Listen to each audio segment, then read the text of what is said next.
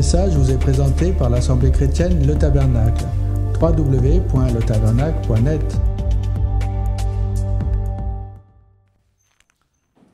Nous devons prendre garde et nous examiner nous-mêmes au travers de ce décalogue. Si nous apprenons à mettre en place et en pratique ces 10 paroles, 10 paroles qui ont été données pour transformer le cœur de l'être humain.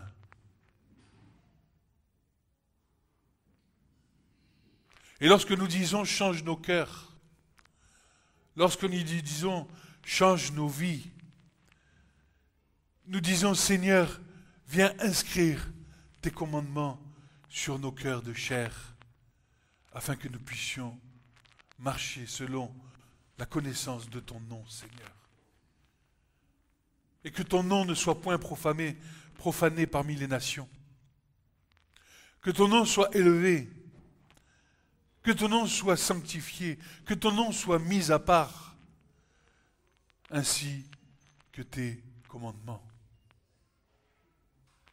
Ainsi que tes commandements. Jésus dira ceci, celui qui m'aime est celui qui garde mes commandements. Je suis l'Éternel ton Dieu qui te fait sortir du pays d'Égypte.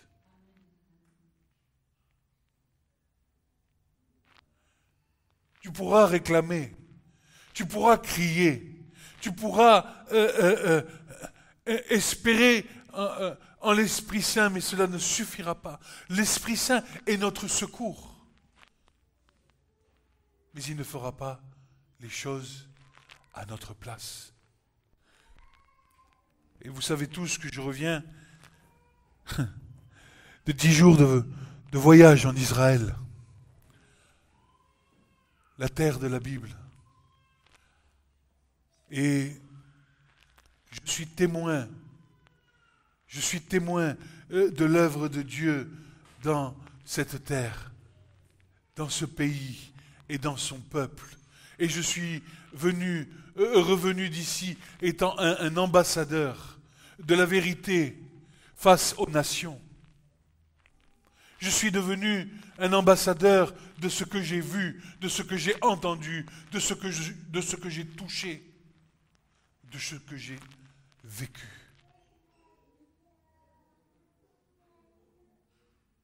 Il faut que nous comprenions que Dieu est à l'œuvre parmi son peuple, Israël, comme il est à l'œuvre parmi son peuple, l'Église.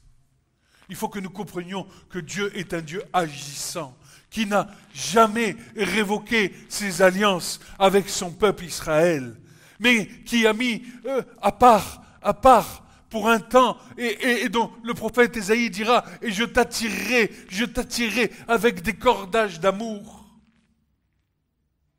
car ma colère s'est éloignée de toi. »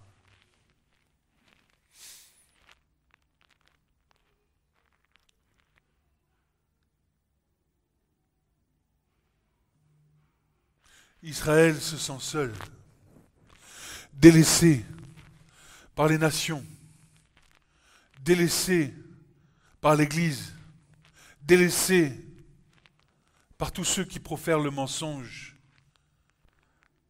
Pourquoi profère-t-il le mensonge? Pour empêcher la venue de celui qui doit venir, à savoir notre Seigneur en gloire,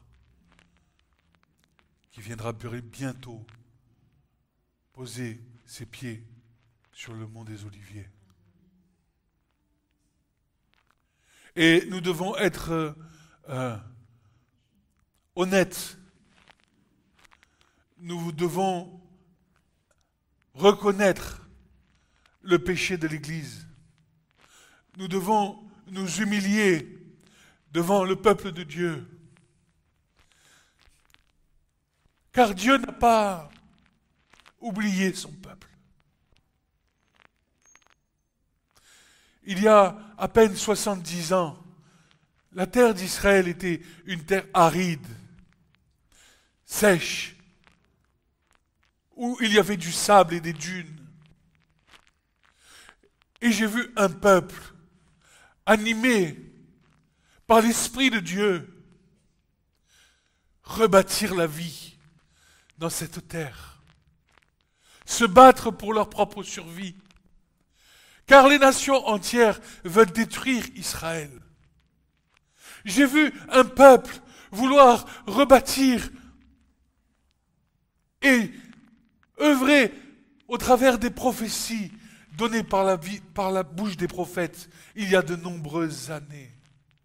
J'ai vu un peuple dont les commandements même sont inscrits dans leur cœur, leur vie rendant témoignage que Dieu agit encore dans leur cœur. Et nous, l'Église,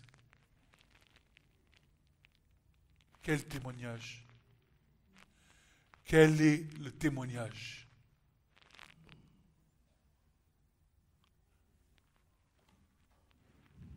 J'ai vu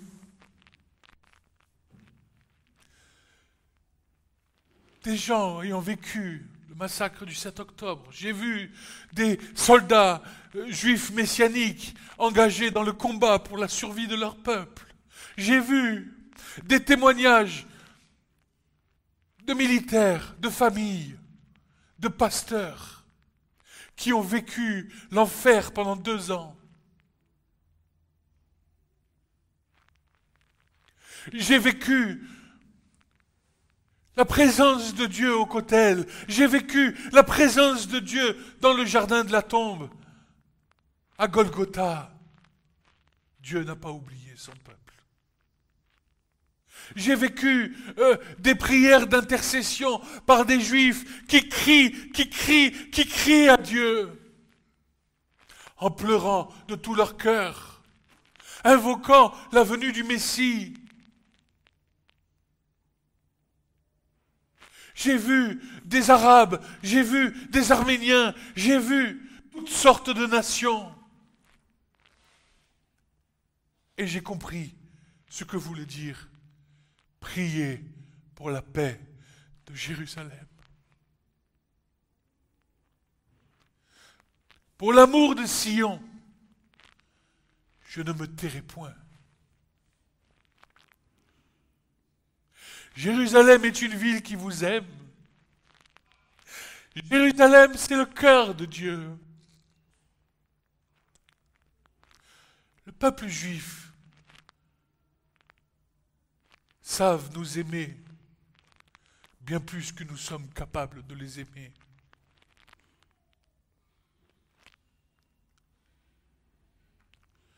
Parce qu'au contraire, à la grande contrariété de l'Église, eux aiment en action et en vérité.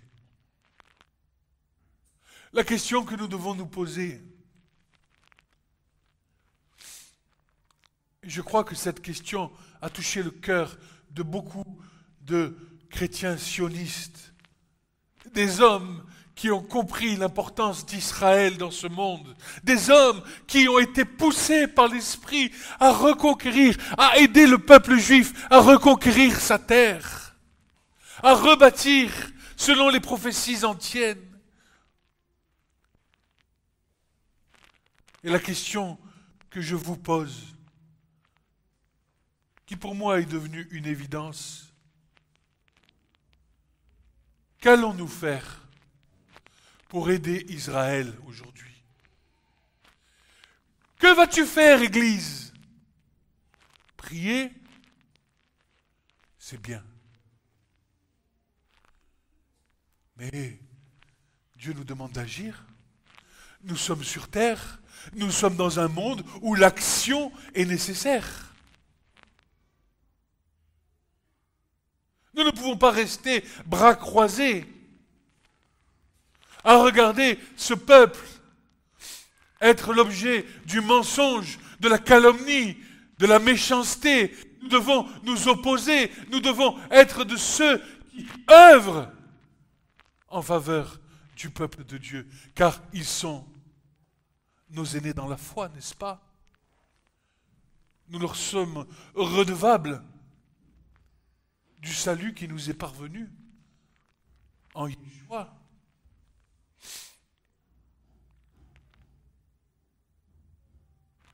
J'ai vu un peuple uni. J'ai vu un peuple aimant.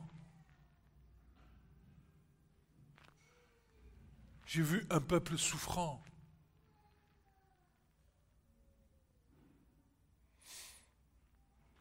Et ne croyez pas que ce qui leur arrive ne va pas nous arriver, n'est-ce pas?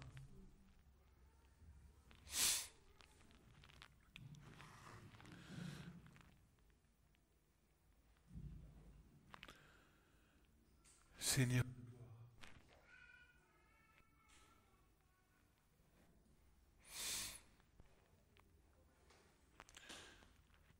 j'ai compris,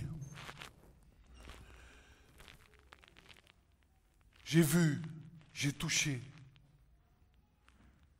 Et je peux comprendre ce que Jean dit, ce que nous avons vu, ce que nous avons entendu, ce que nous avons touché. Maintenant, je vous l'annonce. Et je vais vous dire quelque chose. Je suis revenu avec une ordonnance, une mission de la part du Seigneur aujourd'hui. Une mission qui s'étend au-delà de l'Église, bien sûr. Une mission dans l'éducation de nos enfants. Une mission dans l'éducation de nos adolescents. Car l'éducation, c'est ce qui changera le monde. Nous avons une part importante dans ce monde pour œuvrer en faveur de la paix. Nous sommes des artisans de paix.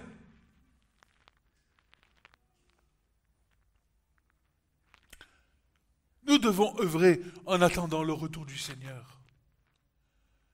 Ce n'est pas parce que Jésus a dit « Trouverai-je la foi lorsque je reviendrai sur la terre » que nous devons nous retrouver dans une foi endormie. Une foi qui n'agit pas. Une foi passive. Si Josué n'avait pas pris la peine de rentrer dans la terre de Canaan, Israël n'aurait jamais hérité de la promesse faite à Abraham, n'est-ce pas? Nous sommes dans le monde de l'action. Et Dieu se réjouit dans l'action des hommes si l'action des hommes se trouve dans la vérité de Dieu et dans le plan de Dieu. Où te situes-tu aujourd'hui, Église? Te situes-tu dans le plan de Dieu en faveur de celui qui revient ou contre celui qui revient? Il y a deux voies. Le chemin de la vie et le chemin de la mort. Et si tu demeures sur le chemin de la mort, tu vas mourir.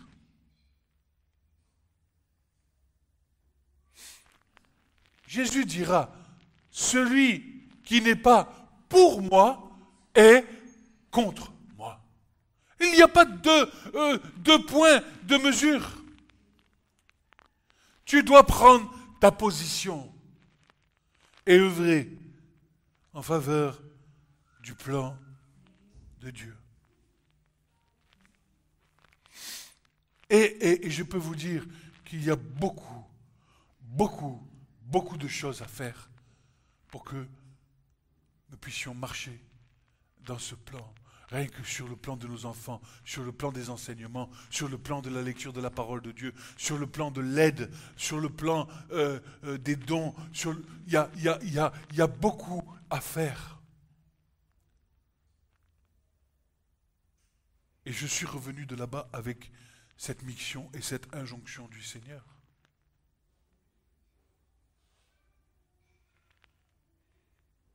Permettre aux Juifs de rentrer, de faire leur alia, défendre la vérité face aux ténèbres, monter un site internet, diffuser la vérité sur Israël, combattre contre les ténèbres. Nous ne combattons pas contre la chair et le sang, mais contre les autorités, les dominations, les puissances de méchanceté qu'il y a dans les lieux célestes. Nous devons apprendre à combattre le bon combat de la foi. Pas dans une petite foi restrictive qui s'adresse à moi, et moi, et moi, et moi, et moi. Mais il y a une action à faire pour ce monde qui est en train de mourir.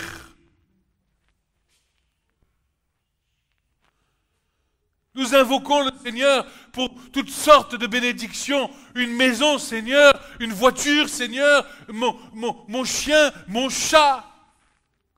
Mais où est ta vision, la vision du monde qui se perd?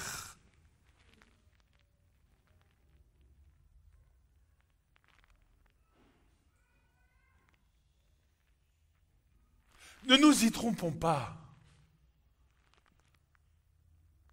Le salut est une chose et c'est bon, mais ce n'est pas tout.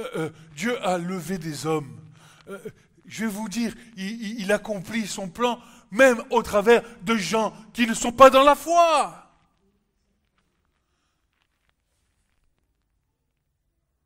Il y a un mouvement de l'esprit. Nous sommes à l'aube d'un renouveau. Je voulais prêcher il y a presque 3 mois en arrière. Je lui dis, nous sommes à l'aube d'une génération qui n'a jamais existé.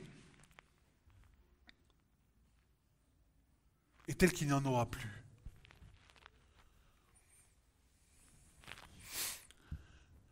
Je vais essayer d'étayer mes propos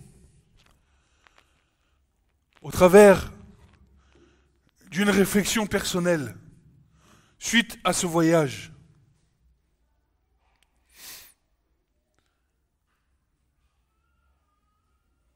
Et nous allons voir, j'espère que ce message va nous amener à vraiment reconsidérer notre foi dans les temps que nous sommes.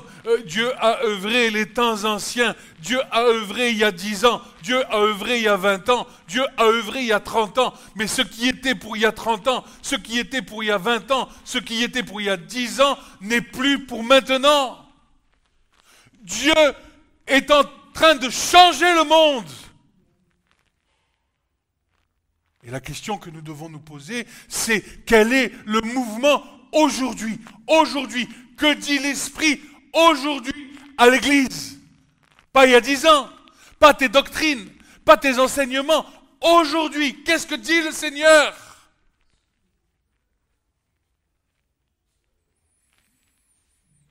Soit tu restes dans ta vieille soupe, qui était excellente il y a 10 ans, il y a 20 ans, il y a 30 ans. C'était bon, mais ce n'est plus pour aujourd'hui. Ce n'est plus pour aujourd'hui. Il y a un nouveau souffle. Le Seigneur est en train de souffler quelque chose d'autre, un nouveau souffle. Et toi, il faut que tu te retrouves dans ce souffle-là. Sinon, tu vas passer à côté du plan de Dieu pour ta vie.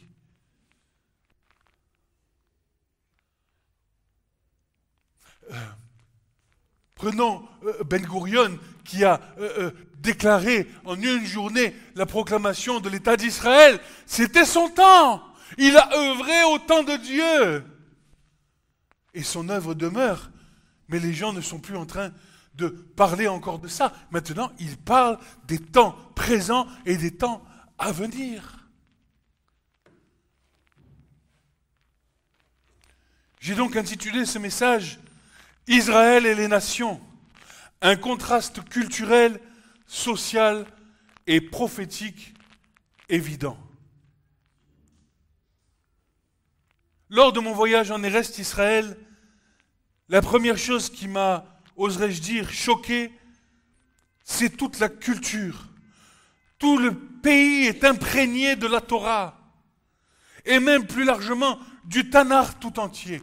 Écoute, quand tu vas là-bas, les noms des rues, les instruments, les voitures, les camions, tout parle de Dieu. Tu arrives à l'aéroport, c'est béni et celui qui vient.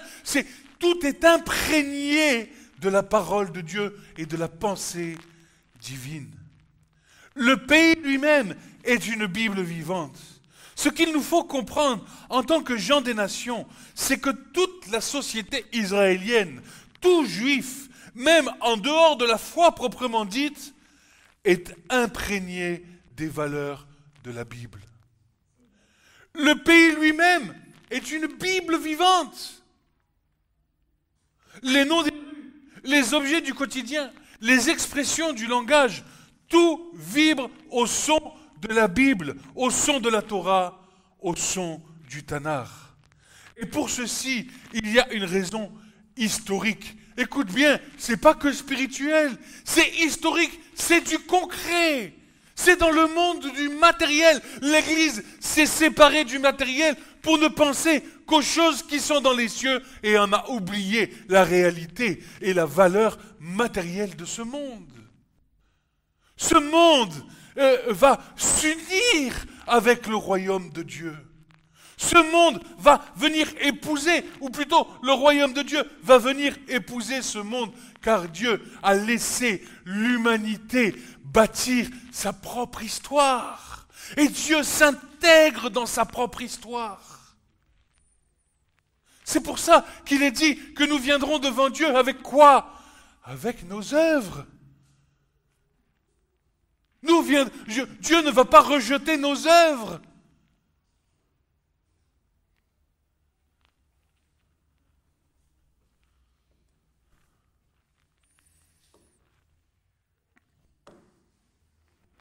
Il y a donc une raison historique. Et nous allons faire, je vais te dire quelque chose, tu aimes la Bible, tu aimes la parole de Dieu, mais tu es obligé d'étudier l'histoire. Tu es obligé, parce que quand tu lis la Bible, il te manque la vision prophétique et l'action de Dieu dans ce monde. Tu es obligé de considérer l'intégralité de l'histoire de l'humanité. Tu ne peux pas t'en résigner à simplement la Bible, sinon il va te manquer une partie de la prophétie biblique.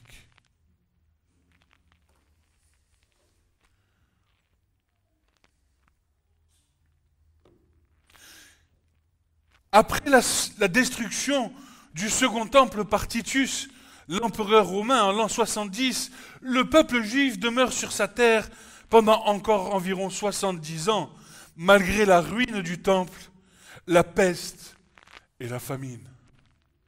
La ruine du temple, la peste et la famine, le peuple reste encore pendant 70 ans sur sa terre. L'historien juif Flavius Joseph rapporte ceci dans ses écrits. Le feu s'empara du temple, ni les cris, ni la douleur, ni le respect du sien ne purent arrêter les soldats. Ce fut un vrai carnage. Conséquence, environ 1 million de morts. Le temple, cœur du culte, ne sera jamais reconstruit. Les survivants sont réduits en esclavage ou dispersés depuis le début de la diaspora juive. Le mur occidental demeure le seul vestige du complexe du temple jusqu'à aujourd'hui. En 132 et 135 après Jésus-Christ, une seconde révolte éclate menée par Bar Korba, que certains croyaient être le Messie.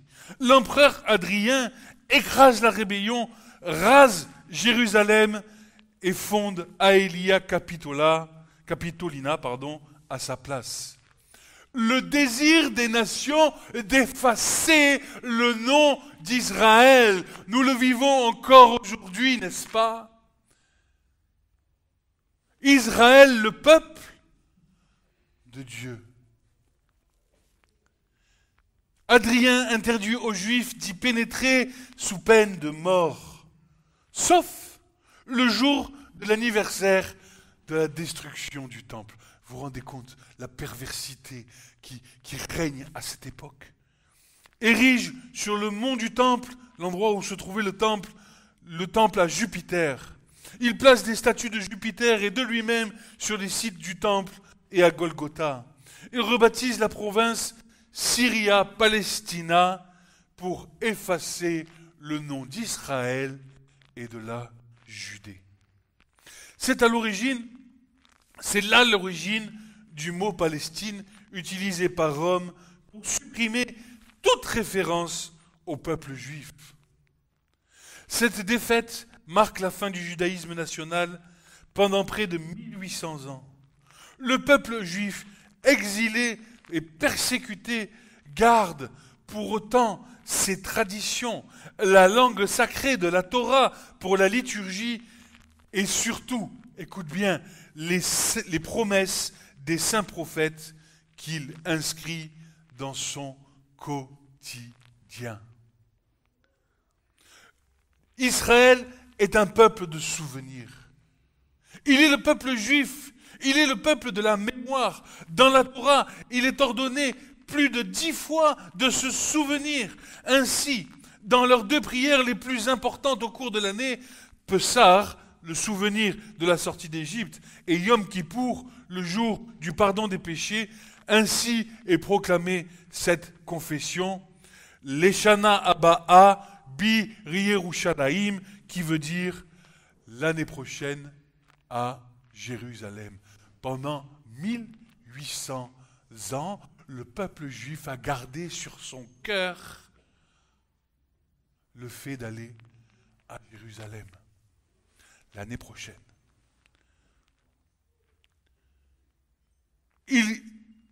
La renaissance d'une langue endormie.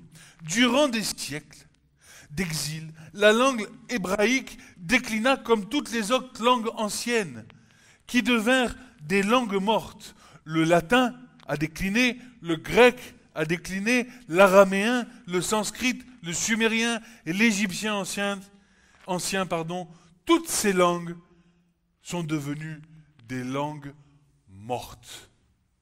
Mais l'hébreu fit l'exception. À la fin du 19e siècle, je vous dis tout ça parce que vous allez comprendre comment Dieu agit au-delà de toutes nos pensées chrétiennes qui sont devenues des pensées presque terribles devant Dieu. Nous devons comprendre comment Dieu agit dans ce monde. Et j'espère qu'à l'issue de ce message, nous allons comprendre que nous avons un rôle capital à jouer. À la fin du 19e siècle et au début du 20e siècle, le cœur du mouvement sioniste, un homme appelé Eliezer ben Yehuda, juif pieux et visionnaire, est saisi d'une idée de génie. Faire revivre la langue hébraïque à partir de la langue de la Bible.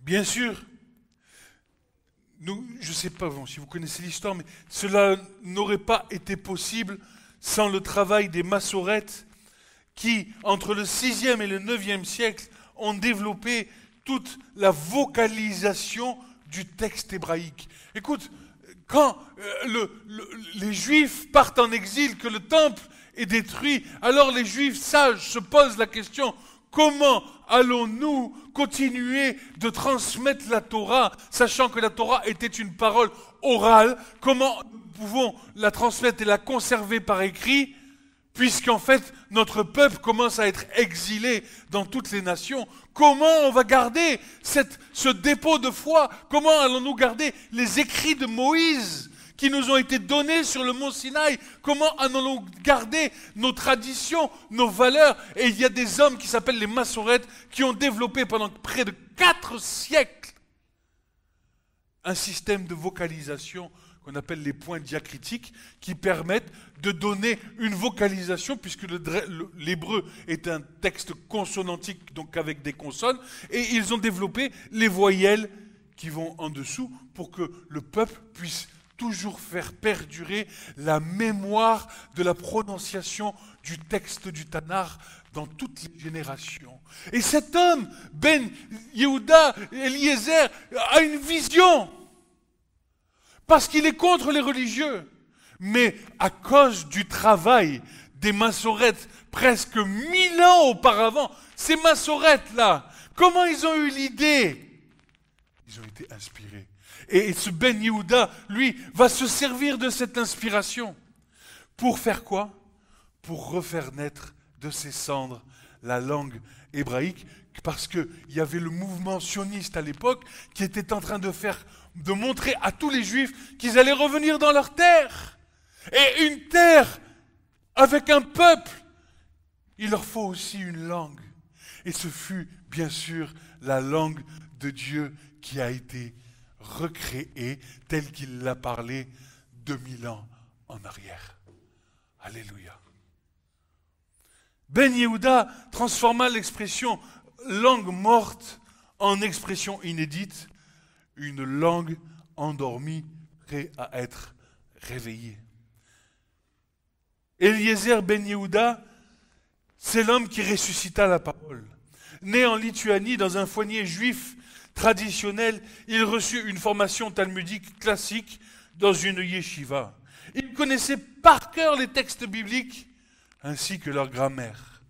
À l'adolescence, il rompt avec la pratique religieuse et découvre les idées des Lumières juives, le rationalisme, la science, le nationalisme, rejette toute autorité rabbinique et les rites traditionnels, déclarant « La nation juive ne redeviendra vivante que si elle parle de nouveau la langue des prophètes, la langue hébraïque et l'âme d'Israël. Sans elle, nous sommes un corps sans esprit. » Pour lui, le retour à l'hébreu vivant était un acte quasi messianique, non pas religieux, mais culturel. Il croyait que Dieu avait confié à Israël une mission unique. Cette mission ne pouvait que s'accomplir qu'en redevenant un peuple souverain sur sa terre, que la langue hébraïque en était le ciment spirituel. Un peuple, dira-t-il, ne peut être une nation sans une langue commune. L'hébreu sera notre patrie avant même que notre patrie renaisse. Mais quelle vision avait cet homme? Mais Dieu se sert d'hommes pour bâtir son plan sur la terre.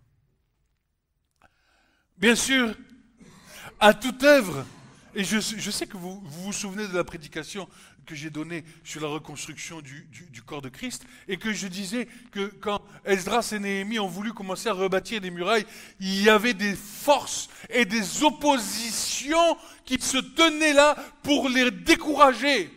À chaque fois que Dieu suscite un homme, une femme pour œuvrer, en face, tu vas trouver de la résistance. Mais si tu demeures dans l'obéissance de Dieu et dans la mission que Dieu a mise sur ton cœur, alors Dieu abattra toutes les cloisons, toutes les résistances dans lesquelles le Seigneur t'appelle pour que tu puisses œuvrer.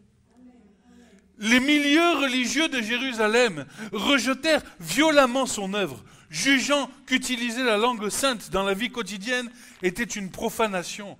Pourtant, Ben Yehuda ne méprisait pas la foi.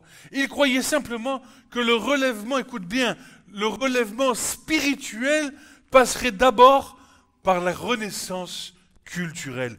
Mais quelle vision! Mais quelle vision! Au lieu d'imposer la foi par la tradition et la religion, voici qui dit non. Je vais passer par l'autre côté, je vais placer sur le plan culturel. Et vous allez voir les graines qu'il a semées. C'est pour ça que je vous dis que le peuple d'Israël, le peuple juif, est bien plus près que l'Église de son Messie.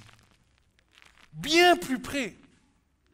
Pour sa vision, sa détermination, osons le dire, par la main de Dieu, Ben Yehuda a réimplanté dans le quotidien de chaque juif la parole vivante de Dieu. Ainsi, au-delà de la religion, au-delà de la foi, la Bible est présente dans le cœur du peuple juif qui parle aujourd'hui la langue même de la révélation. Israël et les nations, deux fondements opposés. Face à cela, les nations ayant rejeté Dieu n'ont plus de fondement divin. Écoute bien, leurs philosophies se sont construites sur la parole du moi-je plutôt que Dieu est. Pour comprendre ce contraste, il nous faut remonter à Babel. Il nous est dit, et toute la terre avait une seule langue et les mêmes paroles. En hébreu, Safat, Erat ou Devarim Eradim. Une seule lèvre, une seule parole, c'est-à-dire ils avaient une seule pensée. Mais à cause de la désobéissance et de l'orgueil, Dieu confondit leur langage pour que leur plan ne puisse aboutir. Son intervention est toujours motivée par l'amour. À chaque fois que quelqu'un que ce soit s'approche de sa propre autodestruction, vous savez, il y a un principe dans l'hébreu, dans le judaïsme, c'est que Dieu a créé et il a fait Tzimtzum. Le Tzimtzum, c'est le retrait de Dieu. Il a créé, il s'est retiré de la création pour laisser l'homme bâtir sa propre histoire. Et de temps en temps, quand l'homme arrive dans un pas où il va se détruire, où il va s'éloigner, qu'il va être irrécupérable, Dieu sort de sa cachette, intervient et repart. Et on voit ça dans tout le livre des juges. Le livre des juges est un excellent témoin de cette chose. Dieu laisse le peuple, laisse obéir, le laisse marcher, et au moment où le peuple tombe, il intervient en suscitant un prophète ou un juge pour pouvoir rétablir l'ordre, et hop, Dieu se retire à nouveau. Tout ça pour vous dire que Dieu aime tellement l'humanité, la création, et il aime tellement ce qu'il a fait, que Dieu ne permet pas que l'homme se perde. Ainsi, nous comprenons les versets suivants. Ce n'est pas la volonté de votre Père qu'il ne se perde un seul de ses petits. Matthieu 18, 14. Le Fils de l'homme est venu chercher et sauver ce qui était perdu. Luc 18, 19, verset 10. Ce que tu m'as donné, je n'en ai perdu aucun. Jean 17, verset 12. Nous en tirons donc un principe spirituel. Quand Dieu n'est plus source de vie au milieu d'un peuple, je reviens un petit peu en arrière, bien sûr, quand Dieu a divisé les nations qui n'avaient qu'une seule langue, une seule et même pensée, c'était d'expurger Dieu de la tour, en construisant la tour de Babel. Moi je, Dieu va séparer les langues, mais plus tard va donner sa loi à qui? À Moïse. Il va lui donner sa loi. Il va faire de Jacob son peuple, Israël. Un peuple qui va rester attaché à sa Torah pendant près de 3000 ans et jusqu'à encore aujourd'hui.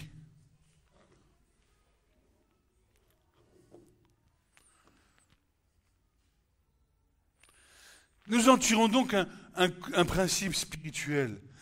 Quand Dieu n'est plus la source de vie au milieu d'un peuple, il y a la division. Et lorsque l'homme rejette Dieu, Dieu le laisse à son propre entendement. Et Dieu agit au milieu de son peuple. Quand Samuel va voir Dieu, Dieu lui répond, lui dit ceci. En 1 Samuel 8, 7 nous dit, « Ce n'est pas toi qu'ils ont rejeté, mais c'est moi qu'ils ont rejeté, afin que je ne règne pas sur eux. » Et vous connaissez la suite, bien sûr, le roi Saül est élu, et puis le roi Saül, Dieu donne les règles du roi, ils prendront vos hommes les plus forts, etc., et vos belles filles, et vos champs, et vos prés, alors que Dieu voulait être au milieu de son peuple, et régner au milieu de son peuple, que Israël soit le peuple chéri de Dieu. Alors, non, l'homme rejette Dieu, et que fait Dieu? Est-ce qu'il s'oppose? Non! Il donne ce que Dieu veut, ce que les hommes veulent. Et les hommes en payent la dure conséquence, n'est-ce pas? Que nous connaissons et qui vient jusqu'à de nos jours, n'est-ce pas? Ça a été le témoignage d'ailleurs qu'on a pu faire avec des frères juifs là-bas. Hein. On leur a dit, j'ai des frères qui se sont levés, qui leur ont dit, mais vous ne croyez même pas en votre propre livre. Nous croyons plus en votre livre que nous, que vous n'y croyez. Mais vous allez voir où je veux en venir. Le réveil de l'Hébreu endormi n'aurait pas été possible sans les massorettes de Tibériade, qui 1000 ans plus tôt avaient fixé la vocalisation du texte sacré. Aujourd'hui, ce retour à la langue originelle, cette renaissance du peuple et de sa terre, révèle la fidélité de Dieu à ses promesses. Il y a donc quelque part une prophétie accomplie. Sans affirmer que cette prophétie est accomplie, nous devons avoir un regard honnête en observant la société israélienne, en observant le peuple juif, sans outre mesure, dans son ensemble, sans rechercher la religiosité, mais en constatant leur manière de vivre. Ne serions-nous pas dans les temps de cet accomplissement? En effet, je crois personnellement, et ça n'engage que moi, qu'il ne reste pas grand-chose au peuple de Dieu d'être prêt pour leur Messie. La question de l'Église se pose. L'urgence se fait sentir. Nous comprenons que Dieu, dans sa grâce, alors que l'Église... et l'urgence se fait sentir, nous comprenons que Dieu, dans sa grâce, parle encore à son peuple. Alors que l'Église se croit être quelque chose, alors qu'elle n'est rien, Dieu a préparé dans le secret son peuple dans le secret au grand désarroi de l'Église dont le cœur a perdu son essence. Voici l'alliance que je ferai avec la maison d'Israël. Après ces jours, dit l'Éternel, je mettrai ma loi au-dedans d'eux, et j'écrirai sur leur cœur, je serai leur Dieu, et ils seront mon peuple. Tous me connaîtront, depuis le plus petit jusqu'au plus grand. Magnifique. La langue hébraïque qui renaît de ses cendres, le petit garçon là, le petit de l'âge de Gabriel, le petit de l'âge de Zacharie, là, qui parle hébreu, qui, dans l'hébreu, les valeurs de la Bible sont déjà intrinsèques, plus leur tradition, plus leur culte, plus... Mais peut-être ne connaissent-ils pas Yeshua, mais ils connaissent Elohim, ils connaissent El Shaddai, ils connaissent Yahvé, ils connaissent... Ils le connaissent! Et Dieu les connaît.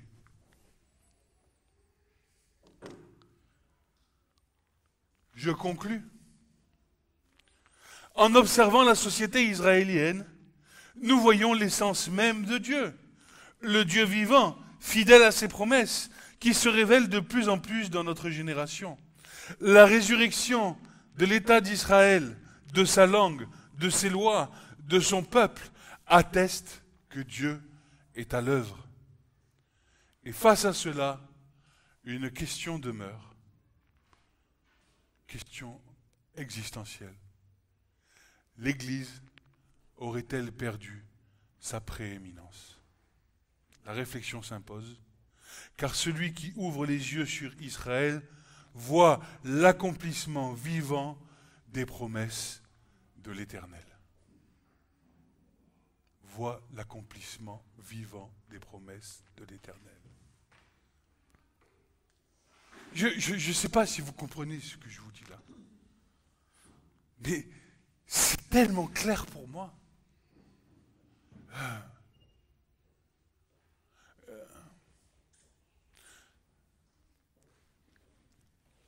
Il peut y avoir des divisions dans la façon de penser. Vous savez, la société israélienne est divisée par des partis politiques. Il y a la gauche, il y a le centre, il y a la droite, l'extrême gauche et l'extrême droite. Mais une chose les réunit, leur langue, leur tradition. Ils ne renient pas leur tradition. Ils connaissent, ils savent. Et nous qui avons, soi-disant, l'Esprit Saint, je dis bien soi-disant, parce que quand je regarde l'état de l'Église avec un grand E, je me dis, mais mon Dieu Seigneur, nous disons avoir ton esprit et l'Église combat contre ton peuple.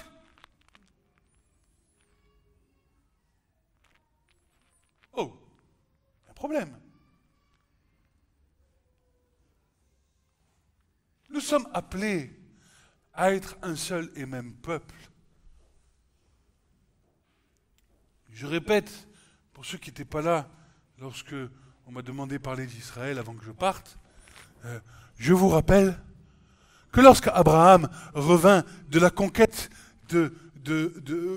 contre les rois et qu'il a récupéré Lot, il va rencontrer un personnage mystérieux qui nous est nommé dans l'Écriture Melchizedek, interprété roi de justice et roi de paix. Qui était ce roi de justice et ce roi de paix? Le Messie que nous confessons. Dans les reins d'Abraham, il lui a donné la dîme de tout. C'est-à-dire que tout l'héritage qui était dans les reins d'Abraham, à cause de sa foi, à cause de son obéissance, tout ce qui était à lui, il les a dîmés à ce Melchizedek qu'aujourd'hui nous confessons. C'est pour ça que Yeshua est venu pour abattre le mur d'inimitié qu'il y avait entre les Juifs d'un côté et les non-Juifs de l'autre. Jésus n'est pas venu ouvrir une nouvelle voie à la religion, mais un accomplissement dans les promesses du Premier Testament. Nous avons besoin de connaître la parole de Dieu. Nous avons besoin, et nous le disions ce matin pendant le culte, que la parole de Dieu habite richement dans nos cœurs. C'est ce qui fera que nos cœurs seront à l'unisson avec celui du peuple juif, qui est lui-même à l'unisson de l'Éternel. Ce ne sont pas les branches qui te portent, mais les racines. Vous avez été greffés parmi les branches, nous dit Paul. Et c'est pour ça que Paul déclare la merveilleuse phrase que Paul déclare, et ainsi tout Israël sera sauvé. Tout Israël.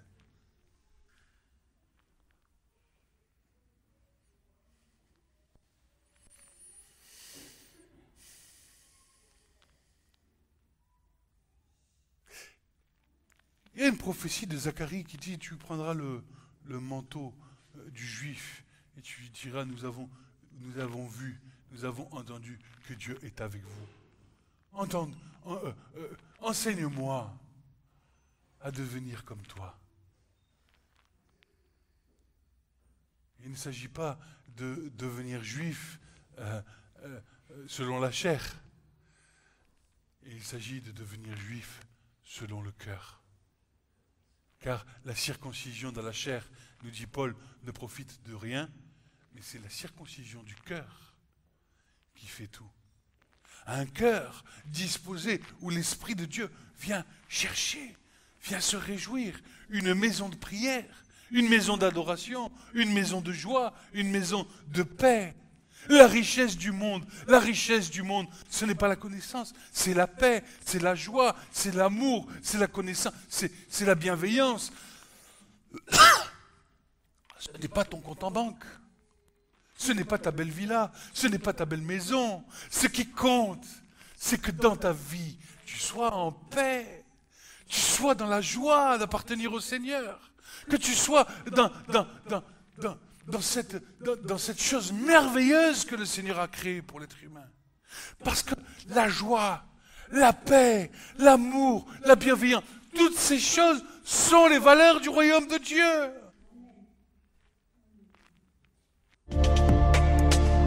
Ce message vous a été présenté par l'Assemblée chrétienne Le Tabernacle. www.letabernacle.net